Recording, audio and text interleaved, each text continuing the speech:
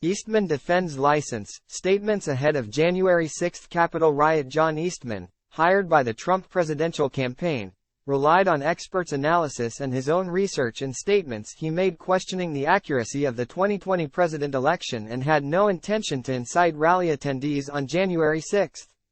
He said Monday, testifying remotely in his California State Bar Court trial. Eastman detailed events on January 5 and January 6 leading up to the raid on the U.S. Capitol.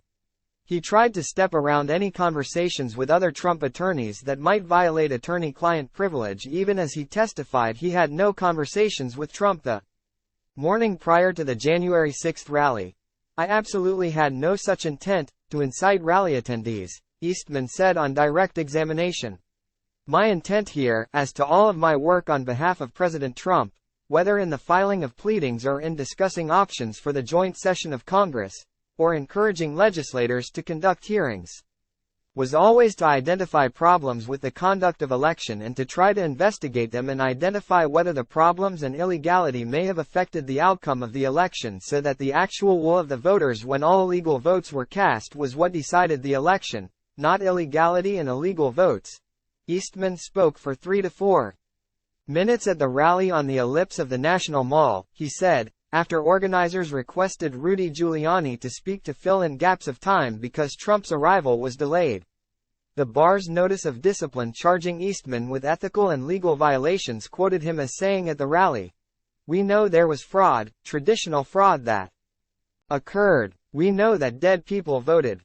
The bar alleges Eastman knew, or was grossly negligent in not knowing, that, as an attempt to cast doubt on the results of the election, this statement was false and misleading, with no evidence upon which a reasonable attorney would rely of fraud in any state election, involving deceased voters or otherwise, which could have affected the outcome of the election.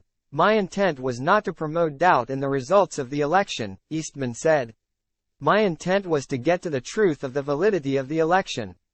Those are two dramatically different things as far as intent goes." The bar seeks to disbar Eastman, who contends he's being penalized for taking unpopular positions on behalf of Trump. Eastman is defending his law license while arguing that election irregularities cost Donald Trump the White House.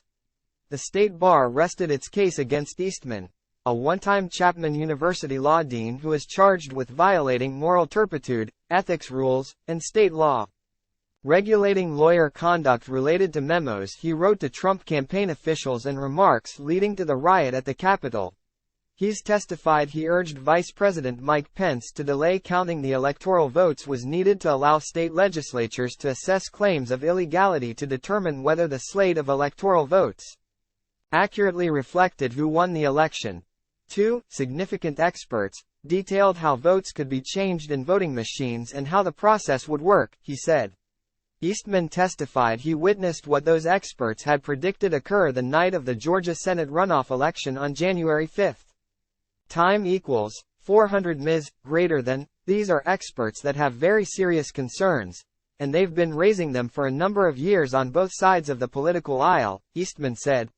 Further, his remarks about dead people voting was accurate, he said, with even the bar's Office of Chief Trial Counsel in the charges saying Georgia State Election Board found 4 such votes, all of which were returned by relatives.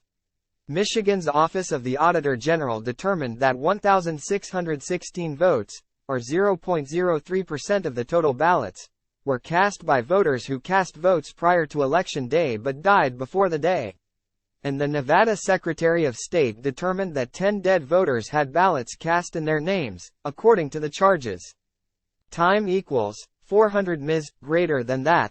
Confirms my statement that dead people voted, that votes were cast on behalf of deceased individuals, he said. Quite frankly, I'm perplexed at how even acknowledging that the statement is true in their own allegations that the OCTC is accusing me of being grossly negligent or knowingly making a false statement. Time equals 400 ms. greater than. Eastman will return Tuesday to testify virtually as his defense counsel Randall Miller concludes direct examination before bar prosecutors question him. State Bar Court Judge Yvette Roland has said the trial, which began in June with hearing days held intermittently, won't go past November 3. Roland has 90 days at the close of oral arguments to issue an opinion that can be appealed to the State Bar Court Hearing Department.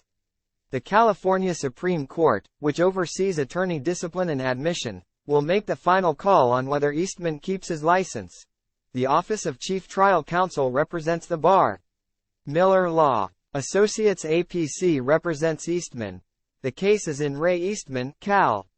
State Bar, number SBC 230300029, hearing October 23, 23.